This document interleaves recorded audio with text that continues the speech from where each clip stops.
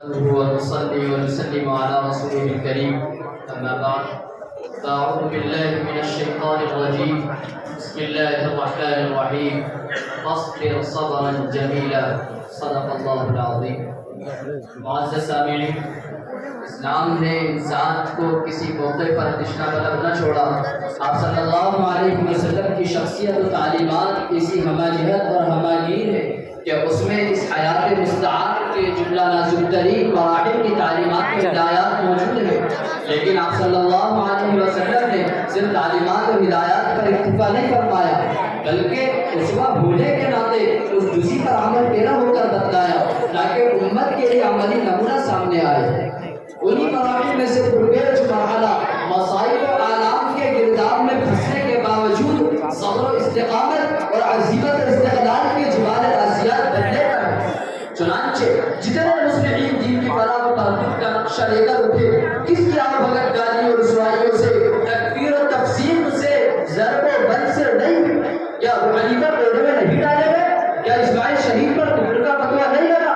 کیا ان سب کی مصیبتیں الگ الگ نہیں بلکہ ملا کر وہ سب ایک میں شامل کر کے بھی اسے انسان کے مقابلے میں لائی جا سکتی ہے جو مخلوق کے اولین و آخرین میں سب سے بڑا بنا کر بھیجا گیا تھا؟ لیکن جس کو دن دو دن نہیں، ہفتہ دو ہفتہ نہیں، مہینہ دو مہینہ بھی نہیں، بلکہ 13 سال تک مسلسل و یکلخت دنیا کے شریروں، ندیلوں، گنڈوں اور کمینوں، شرابیوں اور جواریوں، لٹیروں اور حرام کاروں، پتھروں کے پوجنے والوں اور درختوں کو سجدہ کرنے والوں، انسانی سانپوں اور اژدہوں، انسان سورج بھیڑیوں اور درندوں سے ڈر کر اور جھک کر رہنا پڑا. حضرات، آج شہر کے کسی رئیس، کسی حاکم، کسی چودھری کو کوئی چمار گالی دے کر تو دیکھے.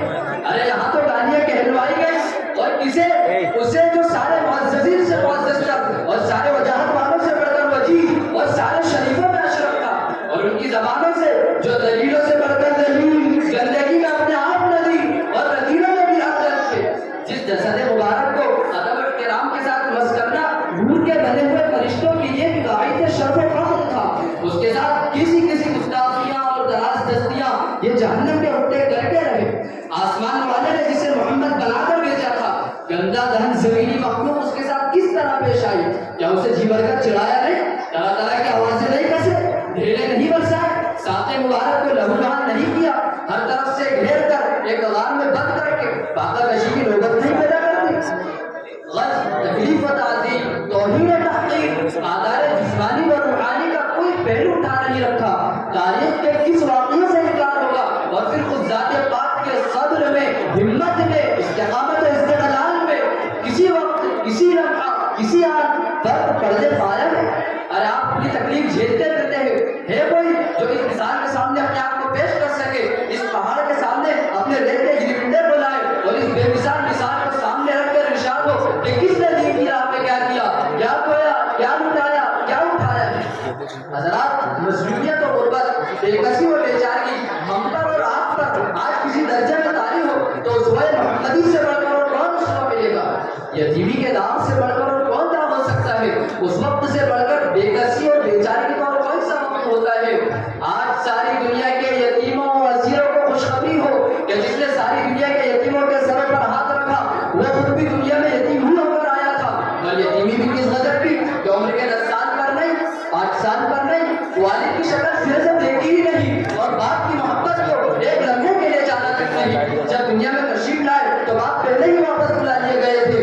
رہی والدہ ماجدہ جو 5 سال سے زائد اپنی آنکھوں کے تارے اور عالم کے آفتاب کا نظارہ نہ کر سکے. ارے یتیم کا اطلاق تو اس پر ہونے لگتا ہے جس کا صرف باپ نہ ہو. یہاں تو شروع سے بے پدری اور شعور پیدا ہوتے ہی بے مادری ایک ساتھ یتیمی و یسیری. دنیا جہاں کے یتیموں اپنے حال پر رونے اور کڑنے کے بجائے خوش اور نازا ہو کہ تم کس قسم میں کھڑے ہوئے ہو. غرض، اجتماعی و انفرادی، قومی و معاشری، خاندی و شخصی، کوئی بھی ممکن پہلو انسانی زندگی کا لیجیے. غم و الم کی جتنی صورتیں انسان کو کسی شعبہ حیات میں پیش آ سکتی ہے انہیں فرض کیجیے. ہر درد کا درما، ہر زخم کا مرہم، ہر حادثے کے لیے تعزیت اگر ملے گی تو اسی دار الشفا محمدی کے اندر. کتنا سچ ہے کہنے والے کا قول جو اس نے اپنے متعلق کہا ہے، ابن قصر امیہ کی آخری عمارت بلا شبہ ہر طرح کامل